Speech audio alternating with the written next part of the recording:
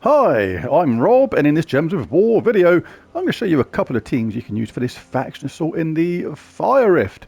Really straightforward one this, just 3 fights if you want to do it the quickest way possible. Just run straight across the middle there, being careful not to fall in and burn your feet. When you get to this stage, if you like, you can go around picking off the extra rooms to build up the room treasure multiplier, but for the speed of the video, I'm just going to be hopping straight across to the end there.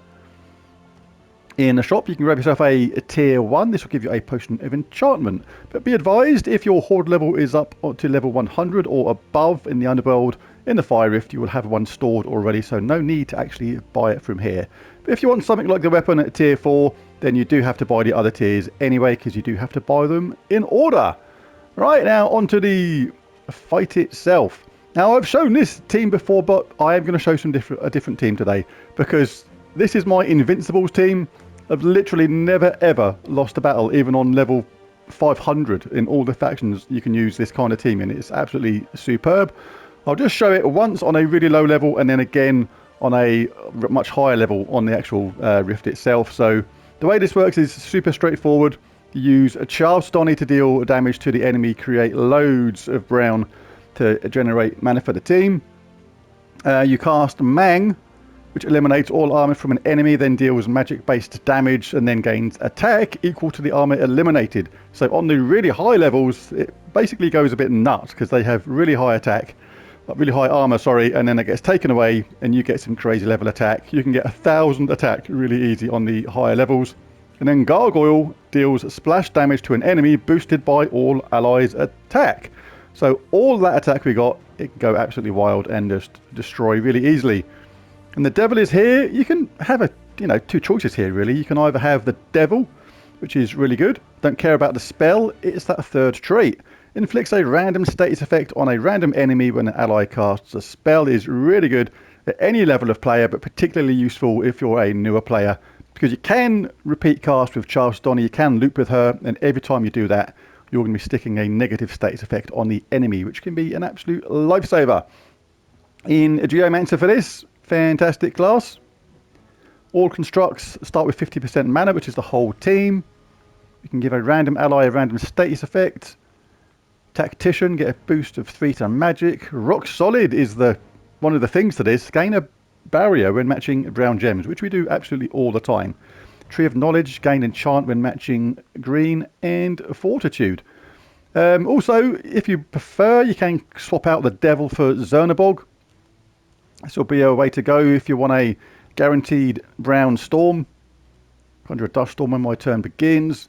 It's pretty good, but I like it with the devil. It's really good having those negative status effects. So like I say, I will only show this team a couple of times. I've shown it many times before, but they keep on chucking these delves at us where you can use this team, and it's a bit of a no-brainer to use really.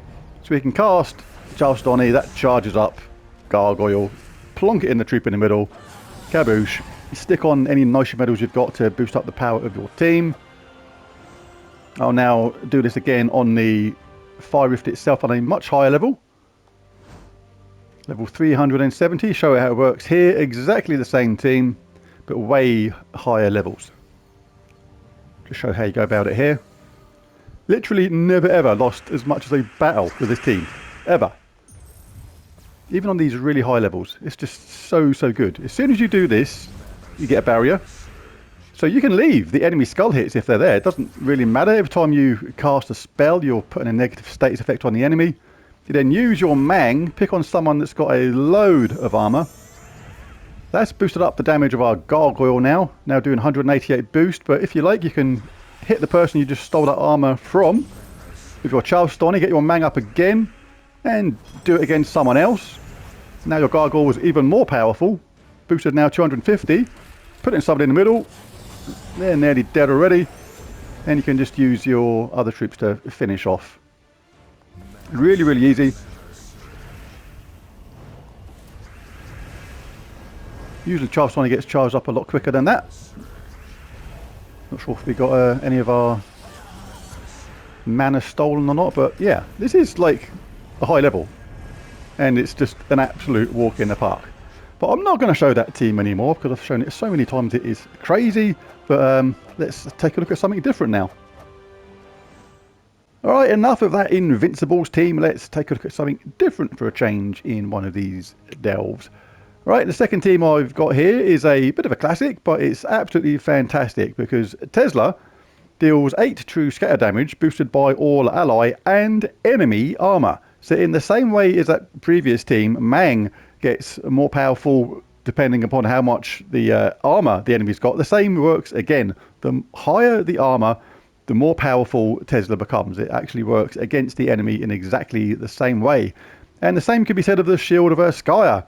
Gives an ally a magic +1 armor boosted by all enemy attack. So again, the early levels will be a piece of cake, and the higher ones, when the enemy's got a much higher attack, this is going to actually boost the Shield of Erskaya even more, which gives Tesla even more power. It's kind of ludicrous, should work really, really well. Again, for delves, because when you lose a troop, they are gone forever for the whole delve, and you can't replace them unless you have something that does a summon. I do like to have something like a failsafe of one of these tarot card troops, like the Fool in this case. Inflict a random status effect on a random enemy when an ally casts a spell. That could be Freeze, it could be Deathmark, Entangle. Any one of those things can really, really help you out. And this is actually not too bad in a delve, because the spell is maybe useful now and again. Jumble the board and the enemy team, and there's a 7% chance of an extra turn for each brown gem on the board. But jumbling the board can actually be of your benefit sometimes if there's no viable move for you, or you want to jumble up the enemy team as well. That will like really mess them up. Then yeah, there may be the odd occasion where that spell actually comes in handy. So very, very simple to use. Going to be in Geomancer for this. All constructs start with 50%, reduce damage from skulls by 50%. We'll be picking up a barrier when we get brown, which we will do for the spell. Tree of Knowledge is really good as well, and Fortitude. So really cool. Banner for this is the bear banner. +2 brown, +1 red, -1 purple. So early stages, this is the low level one. I'll do the high level battle after this. On this sort of level now, you can just literally just charge up your Teslas and cast one of them, and the job will be done. The boost is +170, so that is clearly going to be enough. Stick on Medals of Guard for this team to boost up the power of your Teslas. Now show the same team in the delve itself on a higher level, 390. Did actually forget to change the devil for the Fool, so I'm actually a minor disadvantage here because I can't do that jumble of the board thing, but it's not essential anyway. It's more of a bonus move. But here we go, exactly the same team again on a really high level, and this is the Mythic room, so it's the hardest one out of them all at this level. Obviously grab any extra turns. You're just looking to get the Shield of Erskaya up straight away. As soon as we get this brown, we'll be collecting our shields. We don't care about that skull whack. And we'll cast the Shield of Erskaya. Now the really cool thing about this weapon is it gives an ally that armor boosted by all enemy attack, then enrages and barriers them. But one part of its upgrades, if you have this thing fully upgraded, is it does shielding, which means it gives another barrier. So unless you're desperate for armor yourself on your hero, then always cast it on somebody else, like the troop underneath it. Because then you get two barriers essentially for the price of one. They're both barriered, look. We get the barrier because of the spell, we cast it on Tesla, but we get a barrier because of part of the upgrades. So kind of a free barrier, and that is a big deal in a delve. Right, so now we've got the boost. We're now doing +670 true scatter damage because we're benefiting from all the power of the enemy. It's working against them. Now all we've got to do is charge one of our Teslas one more times, and the game will be done. You can collect another barrier if your colours are around. There's been denied our colours at the moment, but hey ho, we've got a barrier, so we don't mind maybe giving them a skull racket at some point. Shouldn't take long for us to get charged, providing we get some blue and red. There we go, we've got the barrier because of the brown, and we finish off.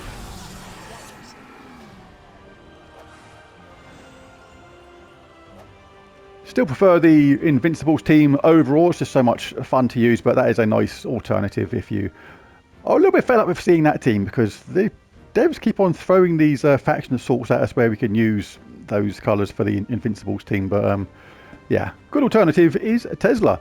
Well, there's the video. If you enjoyed it, be sure to whack that like and subscribe button. It really does help. But most of all, thanks for watching, and I'll catch you again next time. Bye for now.